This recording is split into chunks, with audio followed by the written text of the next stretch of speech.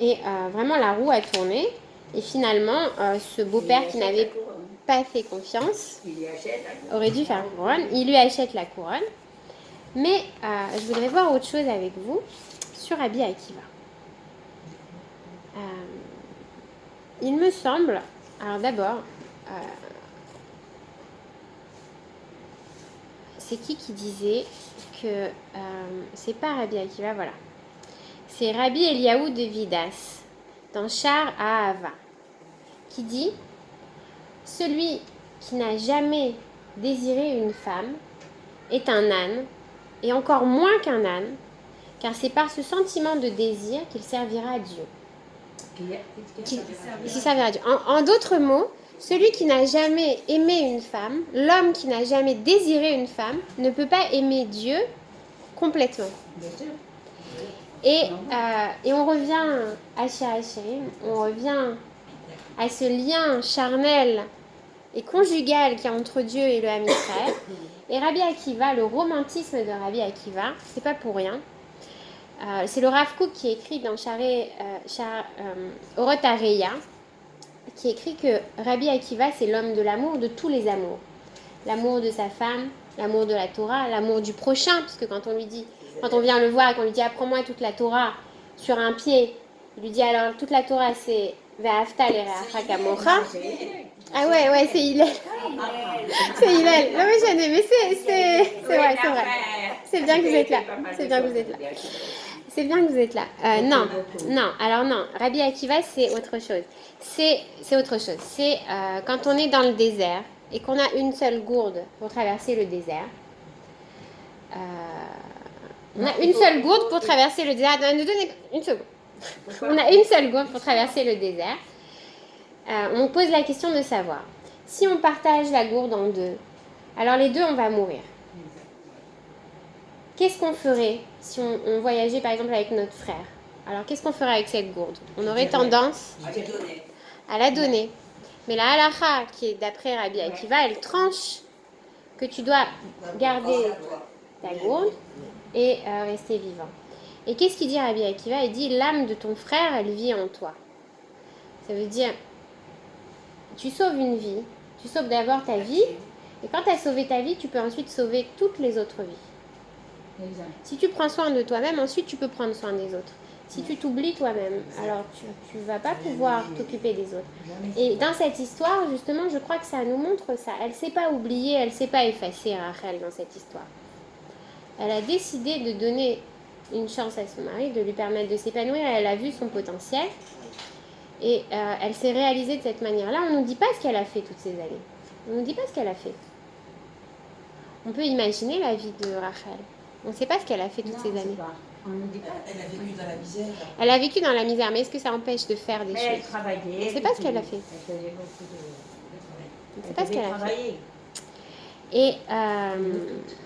Et vous savez, donc dans Orot Areya, là-bas, il y a une discussion entre les rabbanim. C'est le Rav Kook qui rapporte cette discussion, justement, entre Rabbi Akiva et Chachamim. Ils discutent pour savoir quel est le chant le plus saint. Et c'est là que Rabbi Akiva a dit Kodesh HaKodashim ou Shir HaShirim. Le plus saint des saints, c'est le Shir HaShirim. Et tous les autres rabbanim, ils ne sont pas d'accord pour rentrer le Shir HaShirim dans le corpus. Pourquoi ? Parce que justement, il y a des passages quasiment érotiques finalement et très charnels. Et on hésite à mettre le Shir HaShirim dans le corpus biblique. Et c'est Rabbi Akiva qui tranche et qui dit, au contraire, c'est là-bas le secret de l'amour. Le secret, il est là. Il est là. Alors après, pour finir avec la fin de la vie de Rabbi Akiva, comment il termine sa vie, Rabbi Akiva? Atrocement, mais pourtant Rabbi Akiva, c'est celui qui va découvrir l'amour même dans cette fin atroce. D'accord ?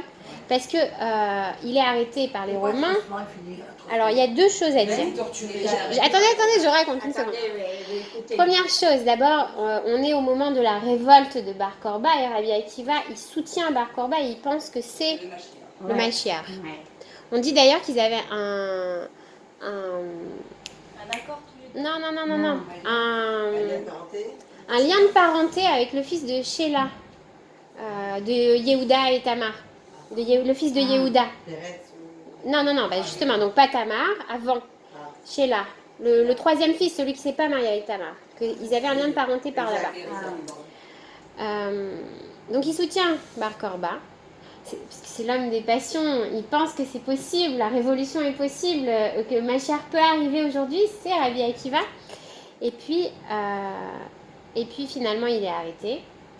Et il est torturé, effectivement, à la fin de sa vie, par des peignes en fer qui lui lacèrent toute la peau et le corps. Pourquoi? Parce qu'il a enseigné la Torah. Non, Parce mais c'est pas ça. Il y a autre chose, c'est ça. C'est la fille du gouverneur, je crois, qui avait demandé parce qu'il ne l'a pas voulu. Il l'a méprisé. Rabbi Il lui a Akiva dit je veux sa peau, je veux sa tête. Oh là là. Ouais, c'est elle. Mais ses élèves lui Par demandent. rapport à- Donc on le torture et lui il continue et il renie pas la Torah. Et ses élèves lui demandent mais jusqu'où tu vas aller? Jusque là tu vas aller Rabbi Akiva? Et Rabbi Akiva qu'est-ce qu'il répond? Il répond comme ça. Toute ma vie je me suis tourmenté à propos de ce verset. Tu aimeras Hachem ton Dieu de toute ton âme, même s'il te prend ta vie. Et je me demandais quand j'aurai l'occasion de l'observer. À présent que cela est à ma portée, je ne l'observerai pas. Et il meurt en faisant Shema Israël, Adoshem Elokeinu, Adoshem Echad.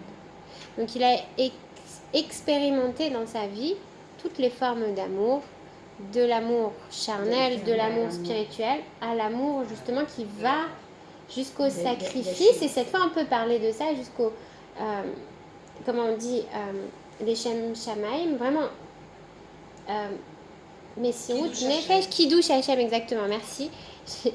Et peut-être que si Rabbi Akiva était capable de ça, c'est parce que aussi, à la base de sa formation en tant qu'homme, sa femme, elle a fait pour lui ce que lui ensuite a été capable de faire pour le monde entier. Il a été capable de faire Pour le monde entier au monde entier. et pour Dieu lui-même. D'ailleurs, Moshe avec Rabbi Akiva, il venait presque après Moshe. Il disait que c'est... Voilà, donc sur ces bonnes paroles, je vous souhaite des bonnes vacances. Pour rajouter celui